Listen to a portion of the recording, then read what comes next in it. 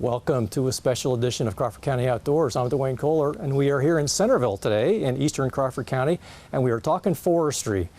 Joining us in a minute will be Guy Dunkle from Firth Maple Products. He's going to tell us a whole lot about forestry. I'm really looking forward to this show. It's a topic that I've got a lot of interest in, and I bet a lot of you out there do too. So stay tuned. I think you're going to have a good time with the show today.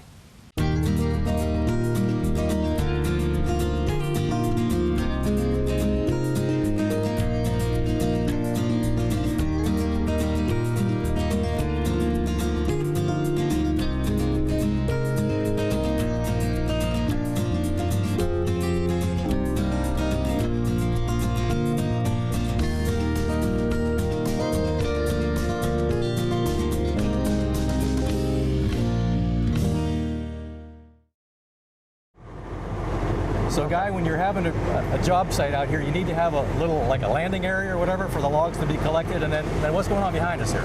Yeah, so we're at the landing area here, and what's happening is the horse crews are skidding logs out to the landing site, and then a log truck will drive in from the highway, pick them up here and transport them to the local sawmills. The idea is that it's much quicker to haul to the actual sawmill site with the truck than with the horses. Is picking this site something that's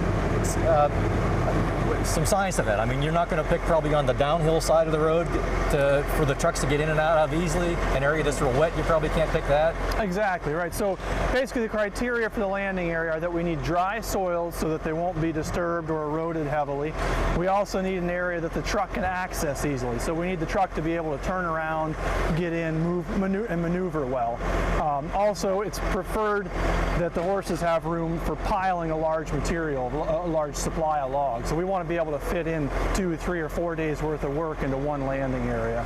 So does the truck come with that crane we see that's working up there now? That comes with the truck? Yeah, there are essentially two different types of log trucks used in this portion of Pennsylvania. The first and less common would be a tractor trailer semi-truck arrangement. Okay. And those trailers do not have a boom crane like this. But this is a tri-axle log truck similar to a dump truck, and these will come with a log loader or boom crane attached to them.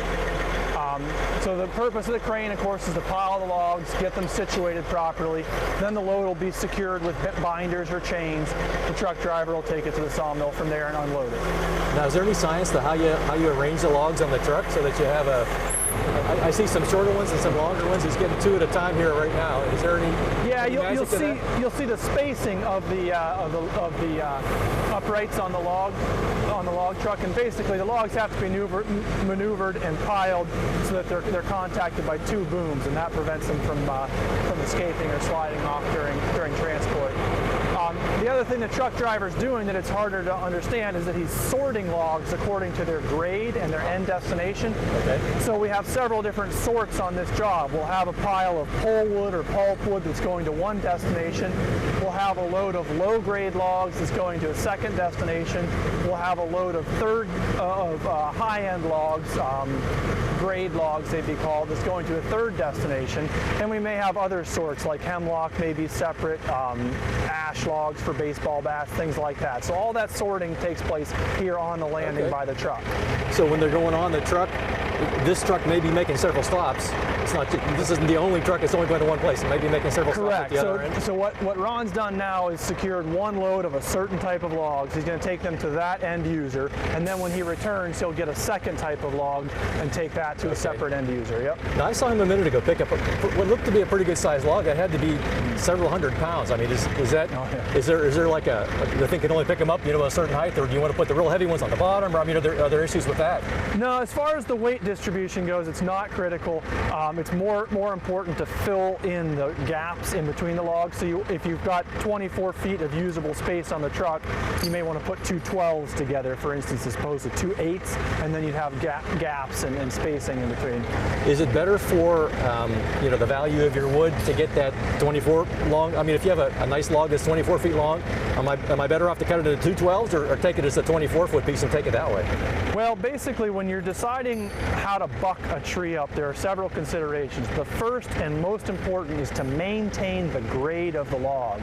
And I'll show you some examples of that up in the woods. Okay. But what I mean is that we want to take a log and buck it in a spot where the log has a similar amount of defect or knots, things like that. So if there's a real nice straight piece that doesn't have any branches coming off or whatever, you want to keep that you may very well end up cutting that 20 feet long or however long you can to maintain that consistent grade type throughout the log. Yep. Now let me back up to something you said before. So you have a high grade, maybe that's going to become furniture or flooring or something Cabinets, like that? things like that. Yep. Now what about that lower grade? Does that become a pallet or? Typically the local market for low grade material is pallet wood. So we've got some 25-foot poles that you see behind me here.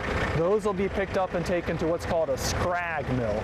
And that mill specializes in utilizing low value material to manufacture pallet stock. We also have some blocking logs, which are lower grade logs, but they're larger diameter than the scrag poles, but still yield a lower value lumber. And those will be sawn on a more traditional sawmill setup with a large circle saw. Okay. But also the end product there will be blocking logs or sometimes railroad ties, pallet stock. But the idea is with low value material, we're creating wood products where the appearance does not matter. So a significant number of defects doesn't matter as long as the wood is sound. And obviously for things like railroad ties or pallets, we don't care what they look like as long as they're functional. And then the higher end logs that don't have as many defects, those will be used for products where appearance matters. Things like flooring, furniture, cabinets. The trim in your house and that sort of thing? Yeah, exactly. Okay. So as you... Now you can look from the outside of the tree and see that up front. I mean, you can tell... We can be 90 to 98% sure of what the interior wood quality will be. We cannot be 100% sure until we can actually see the interior wood. But we'll show you some examples of that in the wood out in the forest here, looking at a tree and trying to guess what type of log will be yielded. Yep. Now the third thing you mentioned, pulpwood, that's going to be made into paper or? Yeah, there is not actually a market locally for pulpwood, but as you move further east towards the Allegheny National Forest, there are a couple pulp mills, and yes, they're producing paper products primarily. Yep. So the kind of logs we're seeing here, are these ash logs that are behind us here? Is that? Yeah, so we have 2 ash scrag poles behind us. Those are going to go to a pallet manufacturer. The truck is loaded down with saw logs that are primarily baseball bat type ash logs, and also some cherry and hard maple that will be going to manufacturing lumber. So I saw it looked like maybe some beech. Is that beech that's in there? There's some beech and other low value species that are going to be going for blocking logs and pallet stock. Yep. Let's step over here for a second. Get out of the way of the truck. Yep. We're going to let the truck leave. And as he's pulling out, you'll be able to see the type of logs on there. These are the higher end logs being produced on this harvest.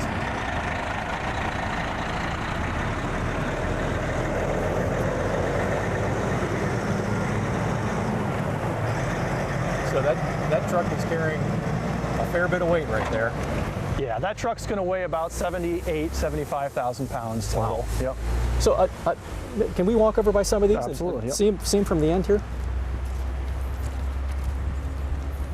Now I can tell from the bark on some of these, that one looks like a cherry to me. Is that a cherry log? Yeah, so we've got several different species here. We have black cherry with that darker colored bark. Some people say it looks like burnt cornflakes. Real rough. Right, yep. Okay. Then also we have several white ash logs. Okay. You can tell the ash because the bark is ridged and grooved and has sort of an X pattern. Also you can see the heavier grain pattern in the ash wood. Now this one looks like a maple. Is that a hard maple? Yeah, that's a sugar maple. Okay. Or hard maple as it's called in the industry. I also see some beech back here. And that's the real gray, the real kind of smooth bark. Right, beech will have a very smooth gray bark. Some people say it looks like elephant legs because it's got bark the same color as elephant skin. And then there are a few other species scattered through the pile here that are harder to see. Primarily, this harvest is focusing on ash and beech.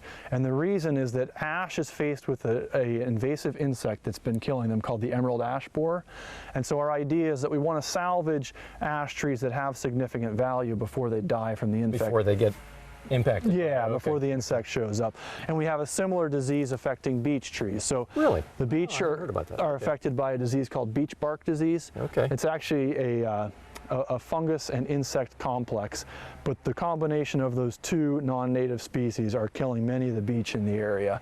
So we're not trying to eliminate ash or beech from our forest, but we want to reduce the component in the forest because we know they're going to be dying anyway. So moving ahead, we know our forest will have less beech and less ash. Now, a similar point, I've heard about hemlocks having something that's impacting hemlocks for down the road. Sure. Is this a time to be harvesting hemlocks if they're on your property also? It may be, but again, it's important to not eliminate those species, and hemlock's a great example of that because hemlock is a critically important wildlife species. So hemlock is what we consider a keystone species in the forests of Pennsylvania and much of the Northeast. And what that means is that it provides habitat for a whole variety of plants and animals. Plants in the form of creating cooler, moister sites in the forest because the dense canopy of the hemlock blocks out sunlight, and a whole variety of songbirds and other animals rely on the hemlock for nesting and feeding habitat. So we don't want to eliminate those species from our forest, but at the same token, we need to be realistic about what the forests of the future are going to look like. And the fact is, hemlock, ash, and beech are not going to be here in as much abundance as they are now. So it does make sense if you're having a thinning or some type of harvest being done on your property now anyways, it does make sense to focus somewhat on those three species. Again, I really want to emphasize, you don't want to eliminate those species from your forest because they are important. Shift gears completely here. As we're looking at the ends of the logs, I mean, I can see concentric circles. Does one circle mean 1 year that thing's grown? Is that what that means? I mean, can you actually count the age of that tree by looking at those? Absolutely, you can. Yep, you can start in the center. Now, on trees that have grown slower, where the growth rings are more tightly spaced, sometimes it's hard to individualize them. But yes, you can start at the center, count your way out, and tell the age of that tree. Now, bear in mind that trees are getting taller with age as well. So if this log came from 60 feet up in the air, it may have not been there for the first 10, 20 years of that tree's life. Okay. So the tree may be older than the growth rings show on this log because this log came from the top of the tree. Okay. But if we look at the butt log, the bottom log of any one tree, and count the growth rings, we'll have a very close estimate of the tree's age. I'm guessing from the way that one's cut, that was probably cut, this was probably closest to the ground here on this. Yep, so this is the bottom, the butt of the log, and if we started here and counted our way out, approximately that looks to be about an 80-year-old tree, give or take. Okay. Why are some of them marked with an orange mark? So what we've done there is grade the logs out. I did that, painted them so that when the truck driver came, he could move quicker and more efficiently to grab all one type of log and take it to one end destination. Okay. Let me ask you a question. I didn't see the oak here. I've heard said about Northwest Pennsylvania being an area where the red oak is especially, for whatever reason, especially of a good quality or so. Did I get that right? Is it an area where we grow red oaks really well? Or we have a lot of red oak in northwestern Pennsylvania, but it's of varying quality. Okay. It tends to be related to several things. The first is the site and the soil quality. So on some of the younger, richer soils, especially in the Conneautville, Spartansburg areas, you'll have high quality red oak. And in some of the poorer sites that are sandier or drier, such as Meadville, Sagertown area, you may tend to have lower quality oak. Now that's not by any stretch an exact measurement, but those are generalities. The other factor affecting the quality of red oak is that within the red oak family, there are several species. Northern red oak, which is what you and I have just been referring to, black oak, scarlet oak, pin oak, and several others that are not found as commonly here.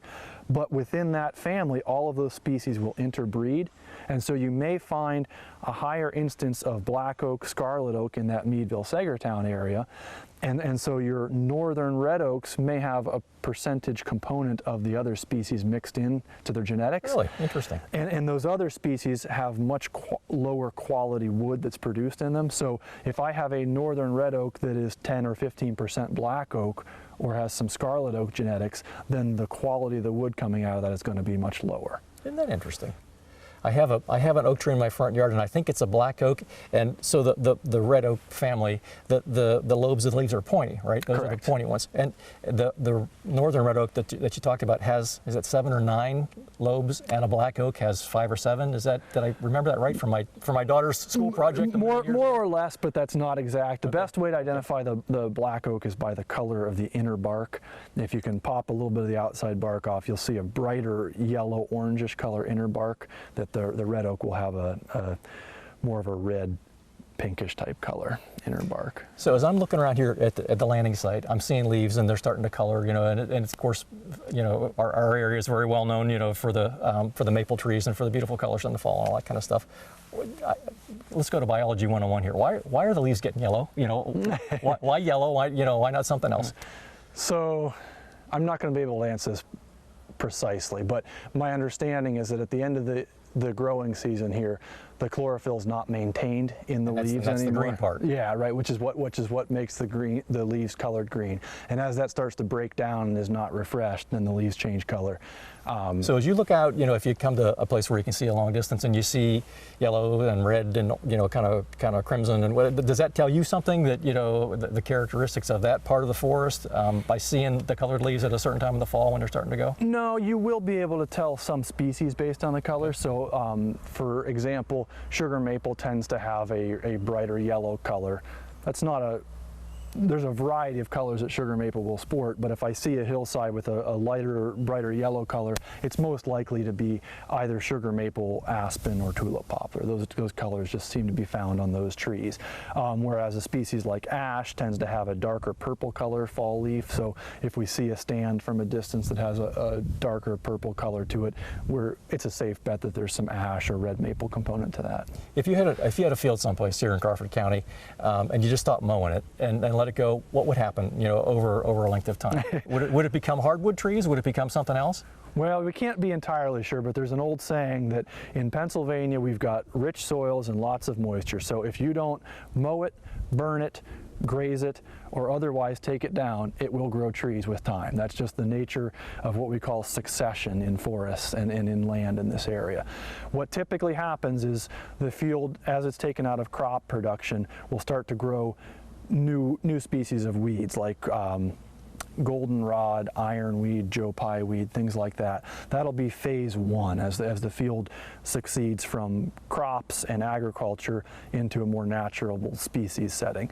And then the first few species of trees that will show up are what we call early successional trees, and those are the ones that tend to be wind dispersed seeds, so they're able to make their way into a field fairly easily. Now, would that be like maple trees and ash trees, where I see maple, those little things that are flying around? Yeah, okay. Aspen is another one. Okay. And also those are the species that require a lot of sunlight to develop well and grow from a young seedling.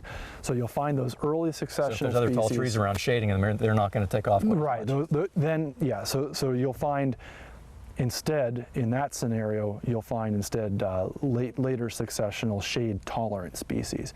But the typical progression would be from agriculture to weeds to young early successional trees, aspen, maple, ash, things like that, maybe some cherry or red oak.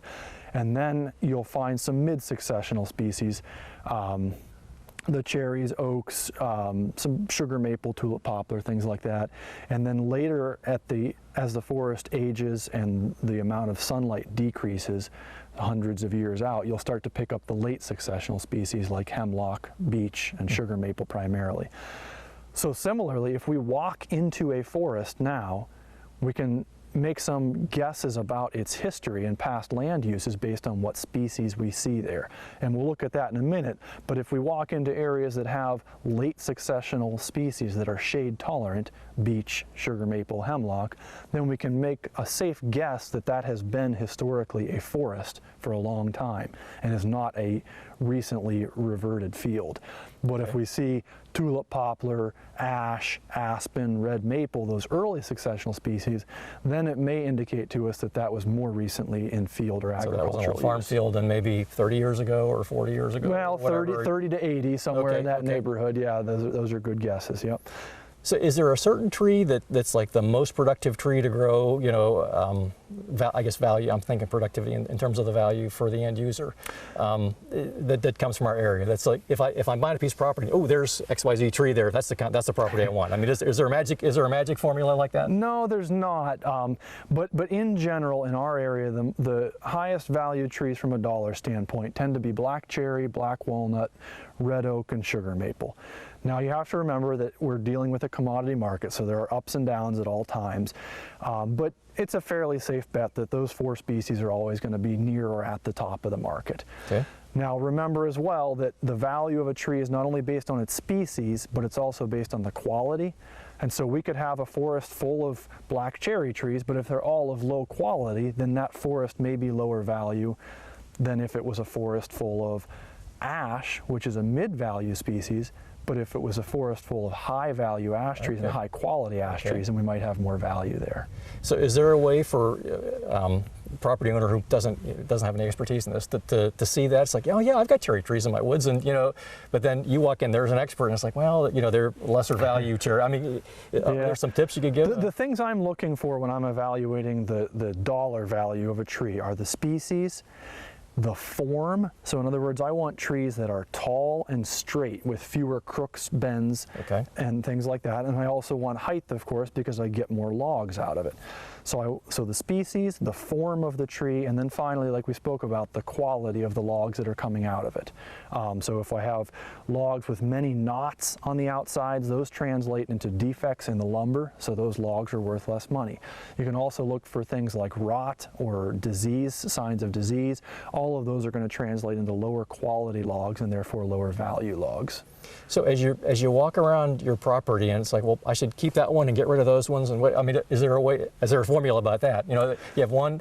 So I'm thinking of coming in and we're going to clear cut everything, and is that a good idea? Maybe there's one that's got good genetics, so I want to keep that one producing, so I'll get everything else and leave that one. I mean, is that one option you might consider? So there are many options, and there is no perfect formula. There's no equation or formula, but the idea is we need to. The idea varies based on the landowner's goals and objectives, but primarily, if a landowner wants to increase the long-term value of their forest from a dollar standpoint and also maintain a healthy forest ecosystem, and I would argue that those are 2 very important goals, then what we want to do is grow trees that are healthy, the healthiest trees possible, and also trees that are of desirable species. So what I typically do is what's called a worst first harvest. And so if we're deciding which trees to cut, we would select for harvest the poorest, weakest, least healthy trees and leave behind the trees that have the most potential for the future. So the pallets and the railroad ties go first, and then you leave the potentially better ones for furniture, you leave them go. As a forest landowner, I want to be growing as many high value trees per acre as I can, and not just from a dollar value, but also from a wildlife and ecosystem value. And that means if I'm harvesting, I want to remove the trees that are least valuable and least productive, because that's going to give me more better stems per acre. Now, the catch with that, and the reason most landowners don't do that, is it yields less money in the short term. So if I come in and cut my railroad ties and pallet trees first, as a landowner, I'm getting a smaller check. But the counter to that is I now have a forest that is worth more from a financial standpoint, and a forest that's going to be growing better, giving me greater returns on a % annual basis, and also a forest that's going to have much greater future for me to pass on to my children. So I've got these 3 or 4, I'm making this up, 3 or 4 red oak trees here, and this one over here is the least value one, but it's fighting for the sunlight and the water and everything else with the other good ones, right? So we're going to get rid of the lower one. Well, I'll point out some real good examples when we get up into the forest. We'll look at a cluster of trees and say, okay, well, this is the one we've decided to harvest for these reasons, and we'll look at that tree. But yeah, the idea is essentially I want to provide sunlight to the trees that are going to meet my goals best. And that tends to be trees that are going to grow fast, trees that are of a desirable species, and trees that are healthy. One more question. I'm anxious to have you show us some trees here. If I'm looking for maintaining the deer on my property, for example, for hunting season, is there going to be a different approach than I'm maximizing my value and getting rid of these lower quality trees? And I'm thinking of seeing the deer for whatever reason, seem to like it around trees that make acorns. They seem to like that, as a food source. Sure. Yeah. So if we pick out a single individual species like white-tailed deer and say I want to manage manage for deer, then there are some specific things we might want to do. One is provide as many mast-producing species as possible, like red oak, hickory, things like that, white oak, because that's going to provide some food source. The second thing is deer tend to like cover. So deer are a species that prefer edge habitat. So we may want to have some gaps in our forest and some brush and some younger trees growing up that's going to provide a thicker patch in the forest, and that gives a deer a place to congregate. But you have to remember that deer also are part of a natural ecosystem, and so in order to have the healthiest possible deer herd, we also need to have a healthy forest that has other species in it. And so it's important not to manage for just one individual species, but instead manage for an overall healthy forest. If I've got a healthy forest with a variety of tree species in it, I'm going to have a healthy deer herd and a healthy turkey herd. Ruffed grouse, songbirds, caterpillars, salamanders, all those things are going to go hand in hand. And I find that to be a much better approach for a landowner than picking one target species and managing specifically for that. Well, let's look at some trees. All right, sounds good. Guy, I see some horses coming through. Now, I notice that log is chained very, very close to the largest end of the log. Is that on purpose? Is that done for a reason? Yeah, so what we're doing here is using horses to skid the logs instead of machinery. And the advantage of the horses is that there's less soil disturbance and also less damage to the trees. But to make that work profitably and efficiently, we need to reduce friction as much as possible and make the work for the horses as little as possible. So we've got carts that are specially designed with a winch. And that winch will lift the front end of the logs off the ground, reducing the amount of friction and also reducing the amount of soil damage. Okay. Now, those look to be pretty strong horses to me. Is that a particular species of horse that's the best at this kind of work? It does take a special breed. These are traditional draft horses, like you'd see at the county fair or anything. Both teams that are working here are Belgians, but we also have teams of Percherons and other horses that work for us. The wheels on the wagon seem to be very large. Is that to get that winch to get that log off the ground? Is that why the wheels to move the axle higher? So yeah, exactly. So the horses have been logging for decades and decades in Pennsylvania, but we do have some more recent technological advances, even in an old tradition like horse logging. One of those is these larger wheels that allow for a higher arch so we can get logs off of the ground higher. Okay. And the second is the addition of that winch. 100 years ago, when people were logging in Pennsylvania with horses, they didn't have the high wheels and they also didn't have the winch. Okay. Okay. I own some property, and there's some timber there, and I'll get solicitations on a pretty regular basis about, we want to come, and each one seems to have its own sort of special sales pitch. The thing that's their sales pitch, and frequently it's and we log with horses. We specialize in a certain species, and we do this kind of selective cutting, and we do this. But the one that shows up a lot is So is that a popular thing with landowners? And it is. So the horse logging is somewhat of a local phenomenon in that if you go to other states in the northeast part of the country, there are not many people practicing horse logging. It tends to be more common here primarily because we have a large Amish population, and so we have a lot of people who work with horses on a regular basis and can log with them. One real important thing to remember is that horses are very useful in reducing the amount of damage done to forests during a harvest, but horse logging in and of itself does not make a harvest good or sustainable. Okay. It's critically important that also we harvest the proper trees, and we talked a little bit before about that, but the idea is we need to be harvesting the weak, lower potential, less healthy trees, and doing that in conjunction with horse skidding. If we're using horses but cutting the higher and more valuable trees, leaving behind the weaker, runty trees, then the future of our forest is no better than it would be if done with a machine. So the machines, I've seen them, that they look like bulldozers with tracks, and some have a little blade on the front, which I assume is for pushing the logs around, at the landing site and so on. That machine itself is going to make deep ruts, and it's going to, is that the difference? Is just what the soil looks like when you're all done?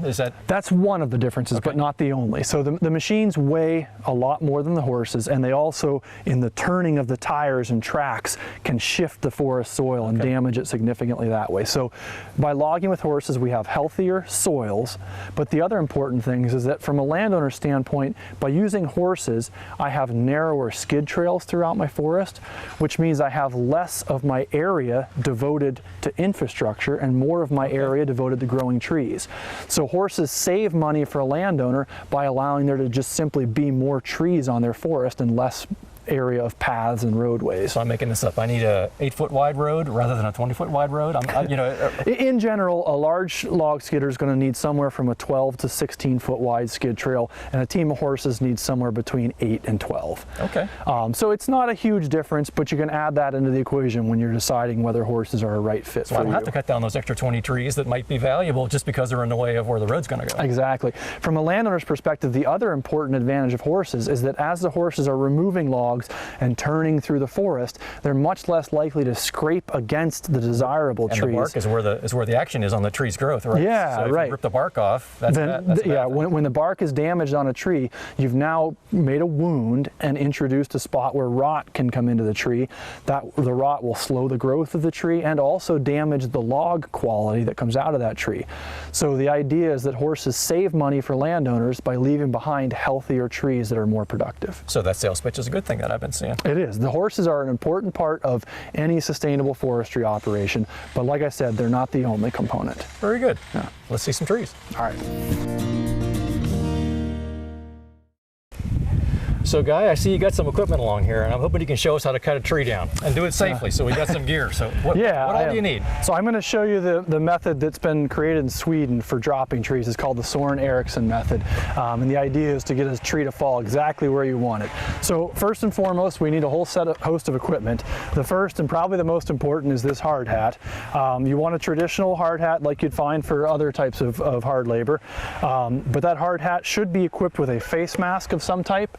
If you don't have a face mask, you need to add one or get goggles or some other type of eye protection. In addition to the face mask, you want to have ear protection. You can use foam earplugs or get a hard hat that has attached ear muffs is probably the easiest. So you've got to have your hard hat with face protection and ear protection. Okay. Then, because we're operating a chainsaw, we need a set of saw-proof chain chaps. And these chaps are filled with Kevlar fiber. And the idea is that these chaps will not stop a saw from cutting, but if you do cut into the chaps, the loose fibers inside of there will get bound into the chain and bung up the saw and prevent it from spinning. So you need a pair of chaps that covers all of your legs, and it should reach down to at least your ankles or maybe out onto your feet. Okay. Then another very important piece of safety equipment is the chainsaw. The chainsaw is equipped with a few safety features. The first and probably most important is the hand brake. So when I snap that brake forward, The saw was to kick back on you. Your knuckles push on that and stop that chain right now. right, so the chain brake is inertia driven, which means if I bore into a tree or touch a piece of wood or anything with the chain and the saw starts to snap back quickly, just simply the inertia will pop and activate that chain. I don't need to hit it with my hand. It's powered by inertia. Okay. But also, if the saw is turned on and I decide I need to walk or move for any purpose, then I can hit it by hand and move safely, and at that point the chain can't spin and I can't be cut. Besides the chain brake, the next most important safety feature is the chain itself. The chain teeth are designed to minimize kickback so that the saw doesn't bounce back towards me while I'm cutting. And also, a sharp chain is very important for safe cutting. If the chain is dull, you tend to push and pull more, which wears you out more and also makes the chain more apt to kick. So you need to have a chainsaw with a functioning chain brake, a sharp chain that's properly filed. And you want to be careful not to, this is a question now, not to bump things with the end of the chain. The chain is spinning this way, right? And if spinning this way. So if I bump something with the tip of the chain, that's going to throw that saw back towards me or down or whatever. So I want to cut here, right? I want to cut in the The bar of the chainsaw is equipped, or has two portions. The top portion is what we call the kickback zone, or the don't cut zone. And so this top corner of the bar is a bad portion to use, because as the chain is spinning around there, a large portion of the tooth is exposed. It takes off too big of a chunk and kicks. It's gonna really grab in. Okay. Now the bottom portion of that corner is what we call the attack zone. That's the portion you do want to use for attacking a tree, because the opposite is true. And as the tooth spins around the end of the bar there, it's taking off a much smaller chunk of wood, and so it's much less prone to kicking. So you want to use this attack zone or the bottom portion of the bar. Also the top portion is usable. You want to avoid only this top quarter called the kickback zone. Okay. And I'll show you as I'm dropping a tree how I do need to use this bottom portion for boring in, and then also the bottom and top for felling. What's this? What's the purpose of that? So these are dogs, or dog teeth they're called. Some people jokingly call them a dull chain override. So what you use those for is once you're bored into a tree, you can use those to leverage your saw and cut in a little heavier and faster. They're not critically important, and they can actually be a hazard, but on a professional grade saw you'll commonly find those. The size of the saw, I mean, if I just have sticks and branches and I'm cutting up to put in my fireplace, I can probably get by with a small. A 14 or 16 inch bar would be common for homeowner use for cutting firewood or cleaning up sticks in the yard, things like this. This is a 20 inch bar, which is what I typically use for actual logging. Loggers will use anywhere from an 18 to a 28 inch bar depending on the size of the timber they're cutting. So you'll notice that if we're cutting small trees, I need to bore the whole way through that tree, and a 20 inch bar will get me through. But if I'm cutting large diameter timber, I may need something more like a 24 or 28 inch bar to get the whole way through the tree. And so I might be able to use the same saw, and I can get a different bar and a different chain to fit that saw? Exactly, yep. The one thing is that the larger the power head, the more powerful the motor, the more expensive the saw will be, the heavier it will be, and the more tired you'll be at the end of the day. So it is important to use as light and small of a saw as you can for the timber that you've got. Now I'm guessing we're not going to be able to narrate too well when you're cutting that tree down. So describe the process up front here. Well, let me walk over. We can take a look at that tree, and I'll walk you through the steps. So Guy, we've got a maple tree here. Yeah. And I see you've got it marked blue. Now there's some other maple trees right nearby here. Why this one? Right, so this is a sugar maple, as you alluded to. The reason we've marked this tree for harvest, and that's the purpose of the blue paint, so that the loggers know which tree to cut. The reason we've cut this tree is that it has several defects on it. If you look up the stem, you'll see some rotten pockets and old branch knots that are all indicators of declining and poor health in this tree. So again, the idea is that next to it I have trees of the same species, but which have much better health and higher potential. So I'm going to cut this tree with the idea of giving sunlight, nutrients, water, etc. to those other more desirable trees. So just letting it go and letting it get bigger, that's not going to heal. Those things no. It's always going to be that lower quality no matter what. Yeah, it will improve gradually and slowly over time, but it's never going to be as nice as its competitors here. And I would rather have those competitors grow faster because they have more soil or more nutrients in the soil and more sunlight. So we'll remove this tree and thin the forest in order to promote the growth of the more desirable trees. So if I'm making this up, if there's 5 trees around, I don't want to cut 3 of the 5 or 4 of the 5 because that last one, maybe that's the best one, but now the wind's going to blow it down. You know, is that an issue? Is that something you got to watch out for? It is. So what you're talking about is the proper level of thinning. So we want to cut some of the trees so that we can promote the growth of others, but we don't want to cut too many because then we would have some issues associated with that. And that's really where the art of forestry comes into play. I'm going to select a certain number of trees per acre or a certain number of trees, but that number is going to vary greatly based on the forest type, the species I'm working in, the soils, etc. So I can't tell you should always cut 10 trees per acre. I don't know what the number is. It just depends on what I'm seeing on the ground at that time. So the technique now, show us what's going to happen, because I don't think we'll be able to hear you when the saw's running. Right. So we've decided to cut this tree. The first thing is to figure out where to put it. And this tree has a lot of weight in its crown, weight in the form of branches and leaves leaning in this direction. So it has a natural tendency to want to fall in this direction, and I'm going to allow it to do so.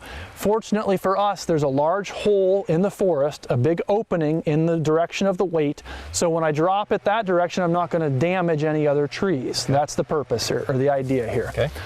So I've picked my hole. The next thing to do is look for hazards. So I look up and I'm looking for dead branches. I see a small dead branch hanging not too far above us. I'm going to want to keep that in mind because as the tree starts to fall and move, that branch could become dislodged. I'm also looking for things like grapevines or entangled branches of neighboring trees, things that might hold the tree or shift it and make it move in a direction that I'm not expecting. Then the other thing I want to pay attention to is my escape route. When this tree starts to fall and I'm no longer actively using the saw, I want to be able to get out of here in a safe direction fairly quickly. So I've picked an escape route that is at a 45-degree angle from the direction of fall. It's free of obstructions. There's not many branches or briars in the way, so I can get quickly out of the way when the tree starts to move.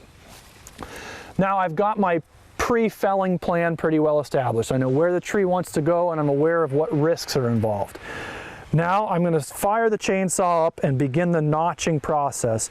Essentially, the way to think about falling a tree is that I'm going to sever the tree from the stump except for a thin strap of wood that's going to act like a hinge. Okay. And the purpose of that hinge is to keep the tree connected to the stump the whole way as it falls, so that it only has one way to go. So that it directs the travel of the tree the whole way down. Okay. If I just take my saw and cut the tree completely off of the stump, then I've lost control over where it goes. Okay. So that hinge that I leave connecting the tree to the stump directs the travel and the whole way until the tree hits the ground. And then at that point, it's safe. So the notch is going to be totally perpendicular. So the centerpiece of your notch is going to be perpendicular to the direction that you want it to fall. Right. So the first step will be for me to cut a notch out of this tree, and the direction of that notch will be perpendicular to the direction of fall by 90 degrees. So we want to go that way, so your notch is going to be like in here someplace? It'll be down low because, again, I'm making a log here and I want to use as much of this tree as I can for log. So the first cut I make will be my top cut.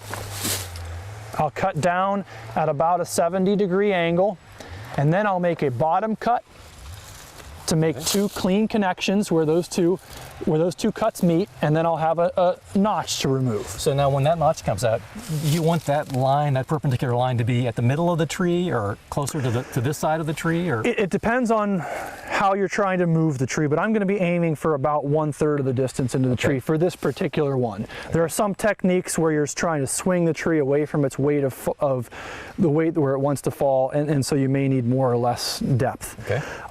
After I've made that notch, then I'm going to take my chainsaw and bore cut in behind the notch to create that thin strap of wood. So I'll make my notch, and then I'll make the back cut that makes that thin strap of hinge wood. Okay. And then at that point, I'll have the tree all ready except for a small trigger of wood that's holding the tree at the back.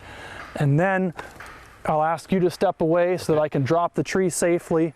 I'll not nip that hinge or that trigger, and the tree will continue to fall or begin to fall. You'll see me hit my chain brake and walk away from the tree as quickly as I can. Yep. Okay. So, Mike, okay if I stand over here while you do that? Absolutely. Okay.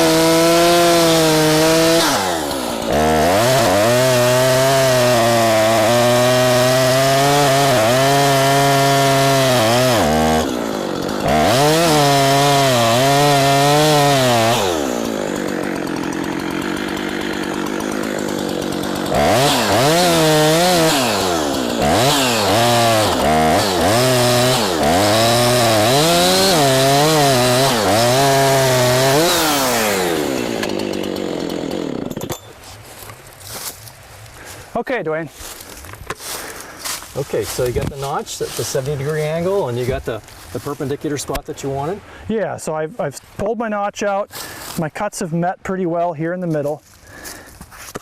Also, if I take a 90-degree perpendicular angle to that, I'm pointing out in exactly the direction I want the tree to drop.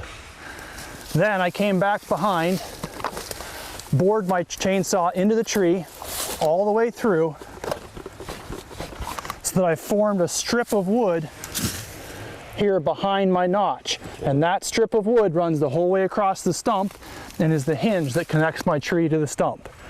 So now I'm all ready. I just need to cut out the back and the tree will be severed except for the hinge and it'll begin to fall.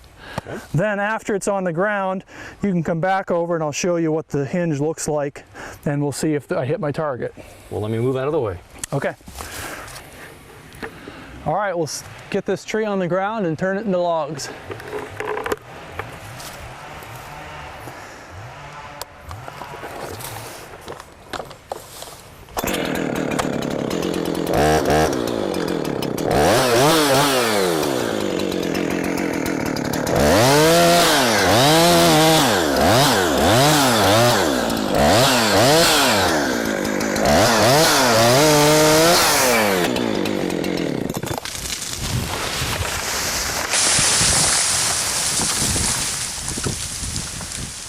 Now, before I approach the tree, I'm going to take a minute to look for new hazards. I want to see if any branches have become dislodged or any new issues of things that could fall on me before I walk over to the stump.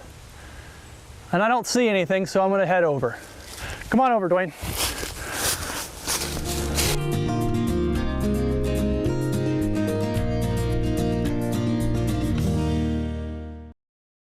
All right, guys, so here's the wedge. Yeah. Here's the hinge that you talked about. Now, that's real even across there. That's what you were going for? That's what I was aiming for, is about an inch to inch and a half wedge or hinge thickness, and I want it to be even the whole way down. And again, it's perpendicular to the direction of travel. And you may have noticed when I was cutting that my chainsaw has sights on it, and these sights were aiming exactly where the tree fell. Okay. So I hit my hole, I've got the tree down safely without damaging any other trees, and I'm also well set up so the horses can come in, wrap a chain, and you have a straight path out. Now you see kind of a swirly mark here. This is where you pushed the blade in this way, then made your hinge, right? Yep. And then the last part of the cut was from here going that way. Exactly, yep. Okay. I bored in here, leveled my hinge so I had the proper thickness, got it all ready to go except for a thin trigger back here, and then after you walked away, I was able to stick my saw in, nip that trigger, and then head away. Right down. Yep. How about that? Very good. All right, well, that's thanks the basics. For the lesson. I'm going to try that. I'm going to try that. I have a tree that's dying in my backyard. It's an ash tree, like we talked about ash trees before. So I want to get it down before it falls down or before something bad happens. So I'm going to try what you taught me here. So good. Well, I hope it works out. I'm going to go get this tree ready for the horses, and we'll get it to the landing and on the truck. Very good.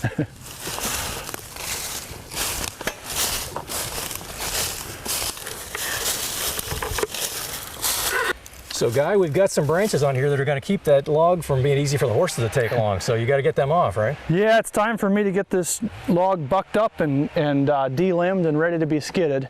So I'm going to go ahead and get that done. I know the horses are ready to go. Well, let me say thanks for being with us on Crawford County Outdoors today. I certainly learned a lot. I bet the folks at home did too. I'm going to try that technique you showed me. So, but we appreciate all the lessons here, and we're going to have to do this again because I think I got more stuff I want to ask you about. So, great. You got work to do, so I'm going to get out of your way. Okay, we'll come back anytime. Thank you. Thank you.